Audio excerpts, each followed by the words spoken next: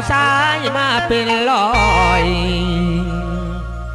หลอกไปทางก็เล็กหน่อยเขาหลอกไปบ่เลือกทางโอ้ยศาสตร์นี่นอวาสนาคือจังไงสิสมเจ้าแน่บ่นอ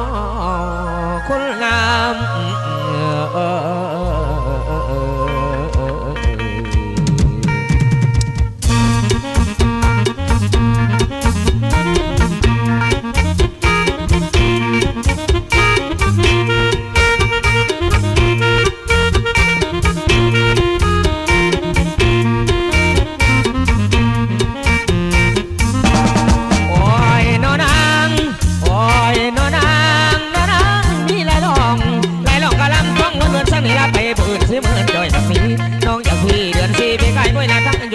เอามาทำบ้านสงสัยในเด้อยังในงานพี่ลำบากแห่ที่มาแม่ดู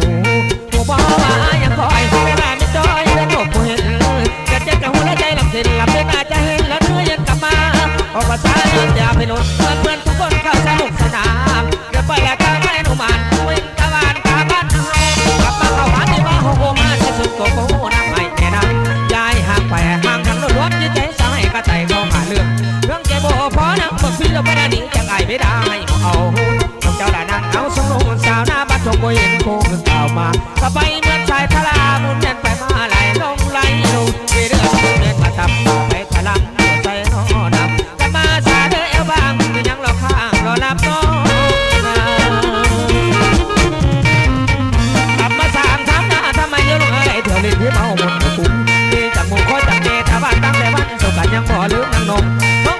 โชคาบาวุธคุณสบายบุญที่นาหนองพอมากับเวลามาเมื่อเดินนะกับเวลามาเมื่อเดินนักเจ้าอย่าตามเด็กจนที่น้องเป็นเจ็บยังไงก็จะละใจจับตามก็ว่าใจบางที่นางน้องต้องดึงจดจำและบ่ลาพอใจที่ย้อนจะไปเลยบอกมามองแค่นี้ละเข้าโก้มาหมื่นจะบอกมีเงินเนี่ย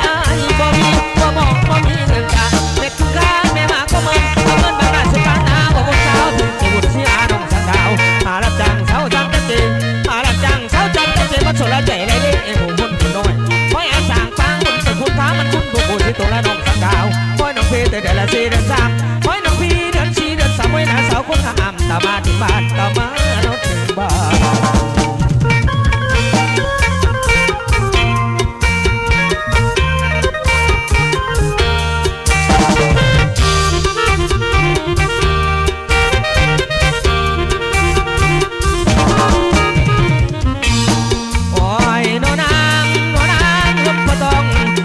ไปได้ต้องผู้ยาวหนาวบ่มีผ้าตุ่มชื่อใจไอ้หัวหน้านักเจ้าฟ้าจะได้ฟ้าใจพูดถอยน้ำมันจะคนสิบวันละตุ่มมโนหัวใจของพระสงฆ์ละฟองส่งที่อ้ายมองหน้าอยู่ที่พระสงฆ์ละดังเดือดหาวคนแล้วฟ้าไอ้ก็เก่งมาเลยขอแต่เพียงที่เคยสิหัวเหมือนที่